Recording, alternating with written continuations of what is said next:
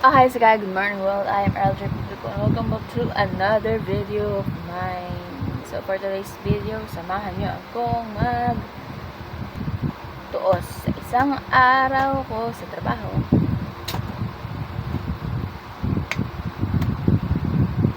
Double protection ngayong araw na to. This is my first time to solo site visit. Pag site visit lang kami. Kaya kasama ko naman yung supervisor ko. But this time, I'm on my own. I'm on my heels. Just, I'm on my shoes.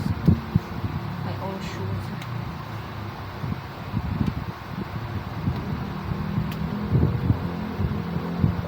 So, let's go! Dahil nga hindi makapagsalita at nakakahiya sa driver, yan, magbo-voice over na lang ulit tayo sa hinito.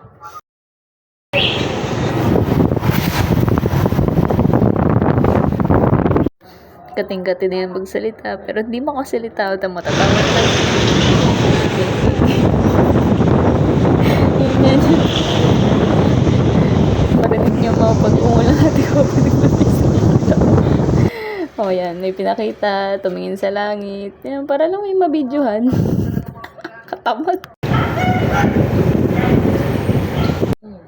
Yan, malapit na tayo dyan. Ikakat ko na yan banda-banda dyan. Yan, barangay may silo. Dahil first time nga natin mag-solo sa ating site visit. Ito na. Talaga, malapit na talaga siya. Promise. Malapit na. Ito na. Matagal. Yan, nakat ko na. Yan, nandiyan na tayo sa may guard post. Wait. Oops, I must stop. Hindi na recorder yan. Ako yung architect sa KO, Kevin Ong. Iwan lang ako ID. Kanina ano kung gagawin niyo ma'am? Sa site visit po. Sa KO po, sa Cottonwoods. Sa kay Sir Kevin Ong po.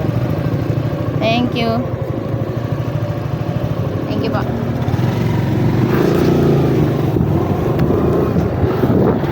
Head south on Woodlands Drive, then turn right onto MacArthur Highway. Dito na nga tayo sa site and makikita nyo ang mga formworks. Yan. Scaffoldings are already there. Then the CHB lying up in the hole. Yan. Tapos yan sinakol. Sir, nag-perform na sila ng biga. Nag-perform na sila ng biga. Yan. Mag-iintay lang ako ng iba ko pang makikita sa video na ito bukod sa mga nakikita ko ngayon. Then yan, video kasi kailangan namin ng data sa work. And of course, nakipag-usap na lang din ako kay foreman and site inspection. Site inspection. Then yun, tapos na.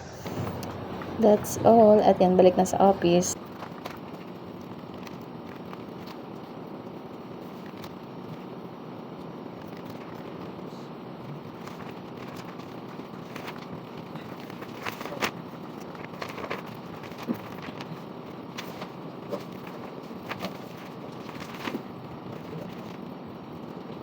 And yan, di ko na nakakuhanan yung pagkain ko kasi tinamad na or nalimutan ko na yan. Pauwi na ako niyan. Makikita nyo ang crowded sa daan kapag pauwi galing sa work.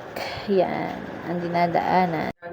That's all for today's video. Bye-bye, Janice. Stay hydrated. Ang sipag, grabe.